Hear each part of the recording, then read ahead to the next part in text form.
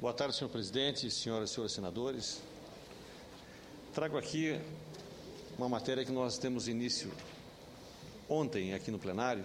Eu quero dar sequência na data de hoje com informações mais precisas com relação à economia brasileira, com relação às nossas empresas, às nossas exportações. Isso não vai vir. E a nossa balança comercial atual, mas principalmente a balança comercial do futuro.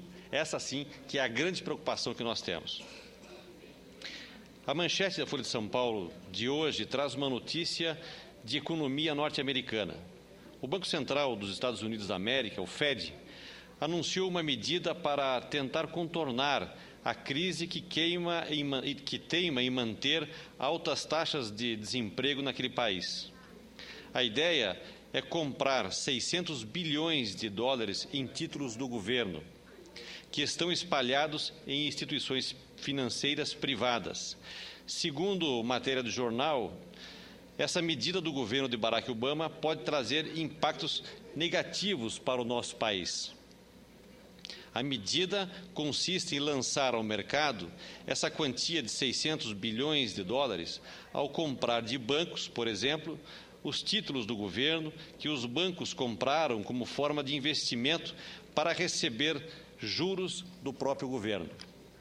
Ao fazer a compra, o governo dos Estados Unidos joga de volta ao mercado produtivo esses 600 bilhões, mas reduzem as taxas de juros em seus títulos. Com isso, ele praticamente força as instituições financeiras a buscarem outros investimentos, como, por exemplo, financiar a produção, fazendo empréstimos a empresas norte-americanas. Com isso, o governo pretende estimular a produção e o emprego, ajudando as suas empresas e ele próprio a sair da crise que se estende desde outubro de 2008. Essa medida pode causar 3 reflexos no Brasil, e os 2 são negativos. Um deles pode acontecer caso as instituições financeiras que receberem parte desses 600 bilhões de dólares procurem investimentos não produtivos aqui no Brasil, inflacionando o preço de ações e de imóveis. Isto no caso desse capital entrar no Brasil para a especulação financeira. O segundo efeito negativo será com relação à taxa de câmbio, a variação do valor das moedas entre os países, que já não é boa. Segundo afirmou o secretário de Comércio Exterior, o Wilber Barral, a política do Fed é motivo de muita preocupação, pois é uma política de empobrecimento do vizinho. A consequência, diz Barral, é a retaliação e o protecionismo.